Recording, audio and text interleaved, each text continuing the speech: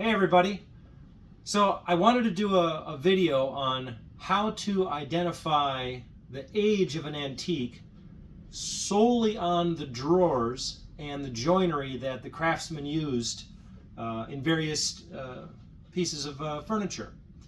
So often in an antique we don't have any receipts of when it was purchased or how much it was purchased for. We don't have any stamps. We don't have any clue of the actual specific date. So what we use is the construction methods and the joinery to help identify when the piece was made. So today I have various examples of different drawers and the construction that was used in each drawer. So to start, I want to talk about my favorite joinery system, and this is the Knapp joint. This joinery is from the 1867 till about 1890. So this was invented by a man named Charles Knapp in Waterloo, Wisconsin. This is called a scallop joint or pin joint, and these are some of the best drawers ever made. In my 30 years of construction, in my 30 years of working on antiques, I have never seen one of these drawers in pieces. This joint stays tight, it's solid.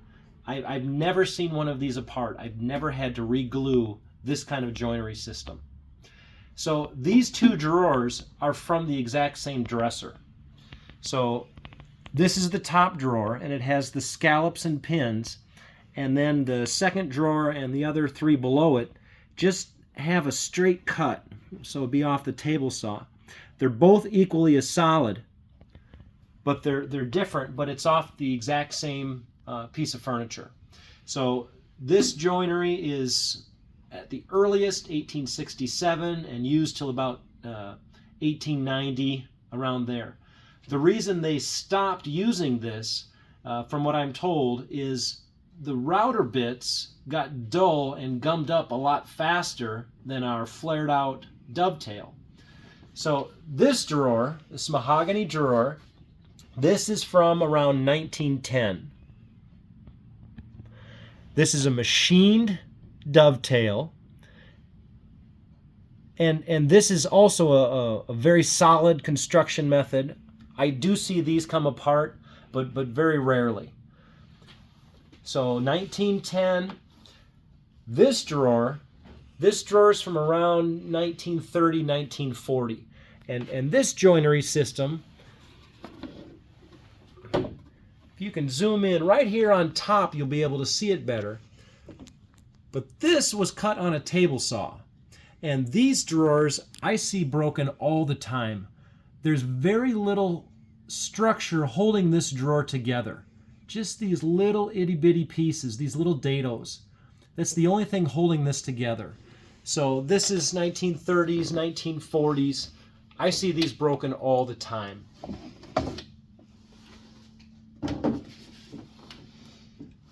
This is probably the most common dovetail that you'll see today. This is maple, 1960s. Very solid, very strong, easy to date. These are quite a bit wider, but...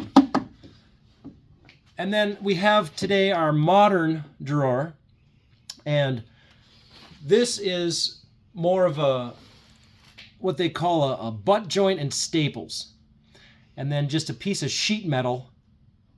So as we go back in time, I think our joinery was better. I've never seen these apart. These fail all the time. So it's almost ironic as we evolve in our society that our construction methods for drawers have gotten worse. I would love to see us go back to solid construction, Knapp joinery. This is fantastic.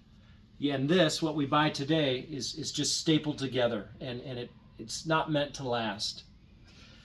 So I was talking earlier about how to date a piece of furniture, and so rarely we have a stamp or a receipt.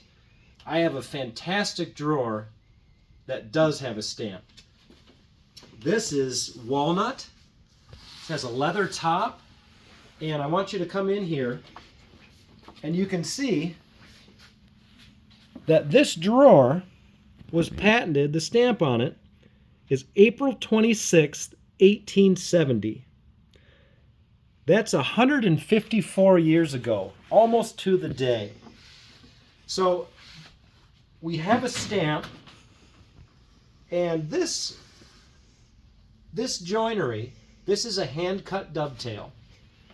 So we have our face of the drawer, our dovetails and our pins, and we have a scribe line where the craftsman knew to stop cutting the dovetails and pins. So because of how lucky we are with this stamp, we can date this to about 1870. So, the antique we're working on, how do I date this piece of furniture? Because this one has no stamps, no receipt, no maker's mark, no story behind it. So the only way we can date this is by the drawers.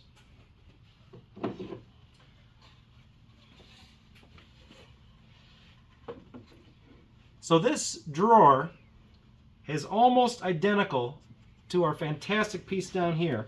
This is our face frame, our dovetails, our pins, and our scribe line. This joinery and this construction method is almost identical.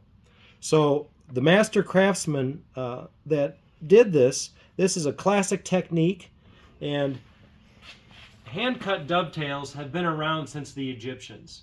So when you see hand-cut dovetails, it's old, because as we've shown from our other drawers, as we get modern, the engineering changes, the machinery changes. So there's more. In the middle drawer here,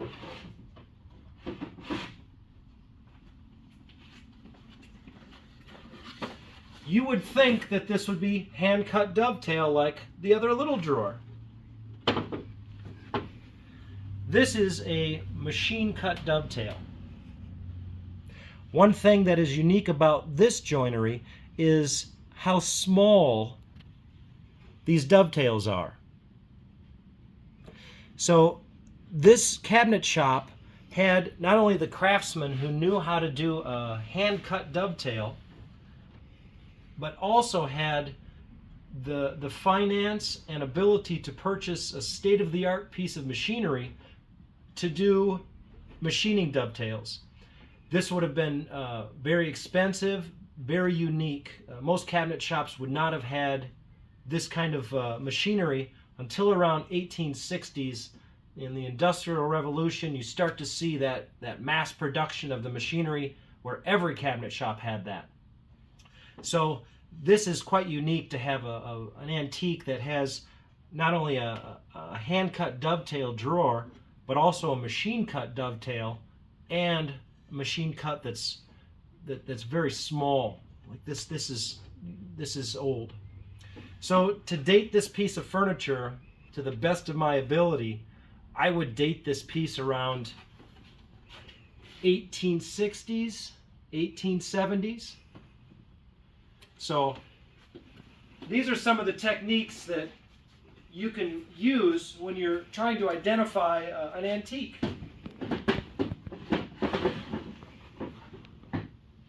So when you don't have a stamp or a receipt or a story behind it, these are the things you need to look for. And the drawers and the construction methods used are one of the best indicators of the age of an antique. So I really appreciate you watching my video, and like and subscribe. Thanks!